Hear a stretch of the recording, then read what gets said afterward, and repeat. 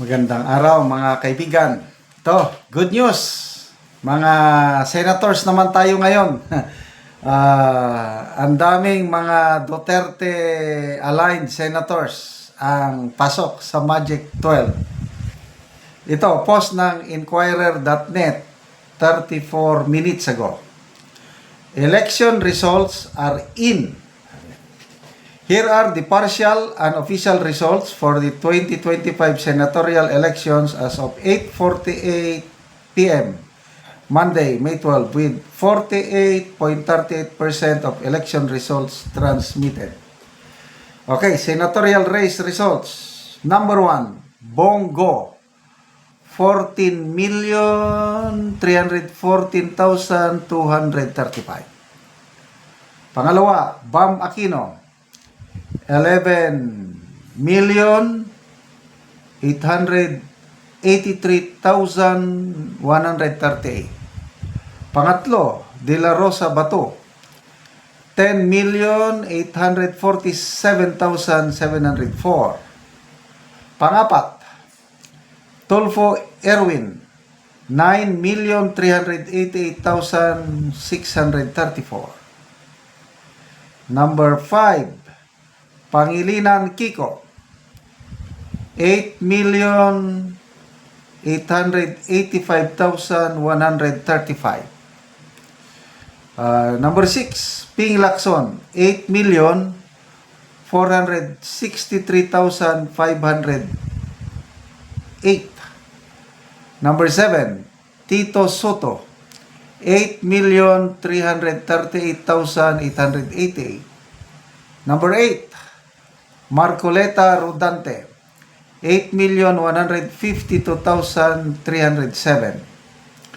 Pia Cayetano, 8,057,337. Villar Camille, number 10, 7,296,803. Number 11, Amy Marcos, 7,263,703. Number 12, Lito Lapid, 7,242,819.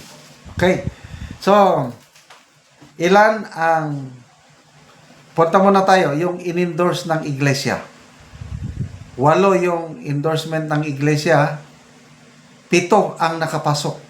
Ang wala lang dito si Bong Revilla. Okay. So, ito yung in-endorse ng iglesia. Aquino, Marcoleta, Cayetano, Villar, Marcos. Sandali, sino pa? Ay, hindi pala. Bongo. Ito yung mga in-endorse ng iglesia. Bongo, Bam Aquino, De La Rosa. Top 3 sila, oh. Tapos, si Marcoleta, Cayetano, Villar, Marcos. 7. Si Kiko Bong Revilla lang wala eh. And tell you, yung 8 na yun na in-endorse ng iglesia, ang paniniwala, opinion ng karamihan, yung nababasa ko, pabor kay VP Sara sa kanyang impeachment. Okay? So, sa PDP laban, ang pumasok sa PDP laban, Bongo, De La Rosa, Marcoleta, Villar, Marcos. 5. Oh, sa alyansa, ilan lang nakapasok sa alyansa? Tulfo, Lacson, Soto, Lapid. 4 lang. Kasi si Villar, talagang PDP na yan eh. 4 lang. Nasaan na yung pinagmamayabang nila na 12-0? Anyway, sana magtuloy. 48.38% na ang nabilang. So, magbasa tayo sa mga comments. What? Villar? Sabi nila, nagtaka sila, nakapasok si Villar. Iglesia ni Cristo eh. Ang lakas ng Iglesia ni Cristo kaya. Okay, marami sa Jack Aklaw. What a good news for Senator Kiko and Bam.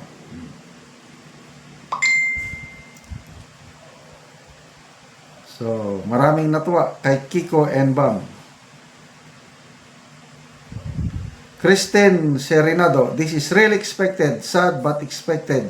Gusto ko lang talaga makapasok si Bam at Kiko para may kasama na si Risa sa oposisyon. Huwag kayong kumpiyansa kay Bam, yung iglesia endorsement, okay?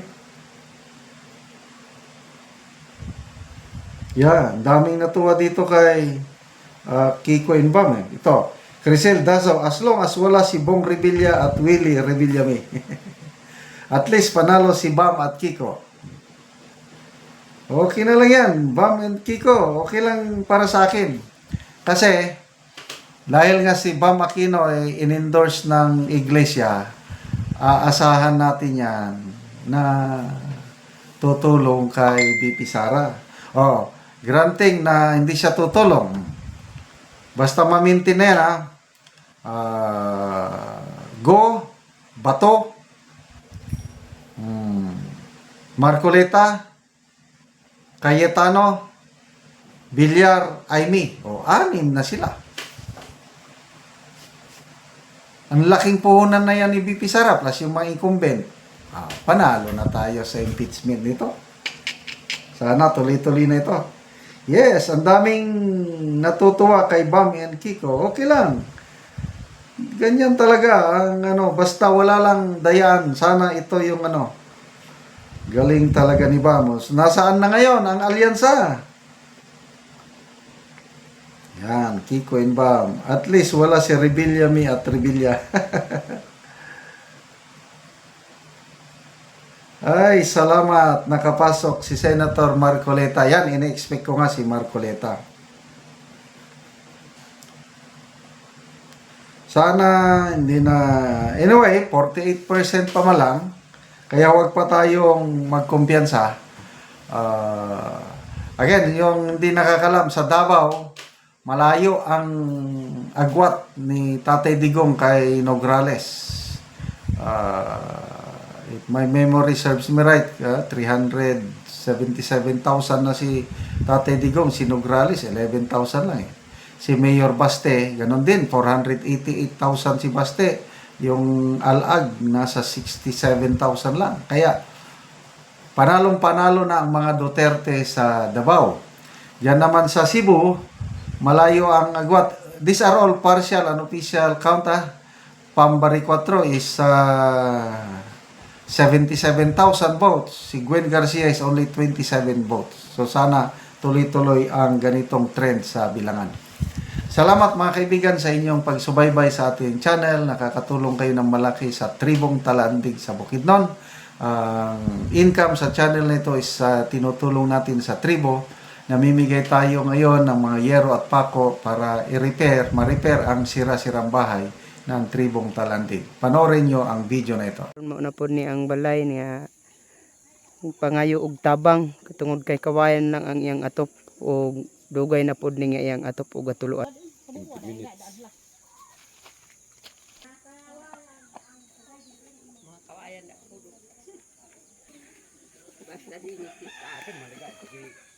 Ayo.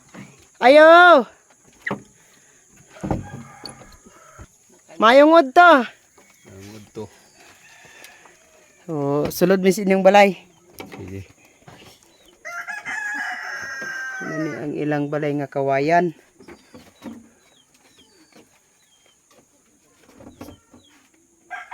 Nga dugay na gid kaayo.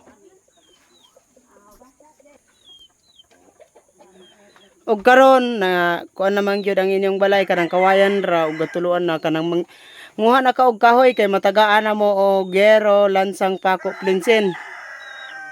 Agyad mi. Oo. Og pila na ni siya ka tuig nga balay? 5. 5. So pila pud mo gapuyo din ani? 7. 7. So dagandagan mo gyud mo nga gapuyo din ani. Og karon unsay mong maistorya nga matagaan na mo og hero, lansang, pako, plinsin?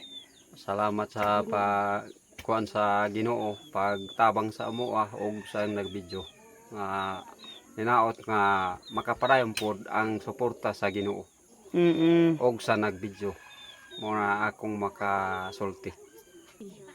Padayon ang pagtabang sa pagsuporta sa Ginoo, panalangin og sa nagbidyo sa amo Mm. mga dagan nga Mm. So salamat kayo ya.